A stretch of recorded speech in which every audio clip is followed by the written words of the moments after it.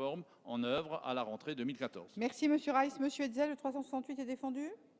Ah, c'est Monsieur Schneider. vous avez la parole, Monsieur Schneider, pour le défendre. Merci Madame la Présidente. Monsieur le Ministre, vous parlez souvent beaucoup de sincérité. Alors je crois que dans le domaine scolaire, l'opposition que nous représentons aussi, nous sommes au moins aussi sincères que la majorité. Nous avons envie que notre école fonctionne.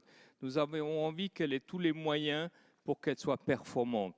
Je dois dire que ce n'est pas la peine de nous jeter à la figure ce qui s'est passé dans les 10 dernières années. Il faudrait prendre les 30 dernières années, Monsieur le Ministre, et nous aurions tous des raisons communes pour analyser la situation et dire que nous avons une co-responsabilité. Alors, vous avez, et ça a été dit tout à l'heure, et je crois que ce n'est pas la peine de vous offusquer, Monsieur le Ministre, vous avez pris une décision rapide, je dirais un peu brutale, et pas très concertée au départ.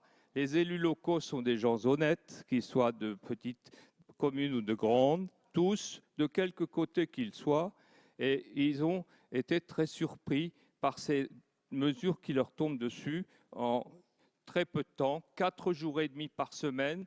Et c'est vrai, ça implique beaucoup de choses, la réforme, sans se prononcer sur le fond, est-ce bien, est-ce pas bien, il faut, mettre en place techniquement un certain nombre de choses. Pour une petite commune, même si elle a des sous, eh bien, permettez-moi de dire que trouver un animateur, un encadrant pour 1h30 par jour, etc., 3 fois par semaine, voire 4, c'est très compliqué. Enfin, dans l'escarcelle financière que vous mettez sur la table, le compte n'est pas bon.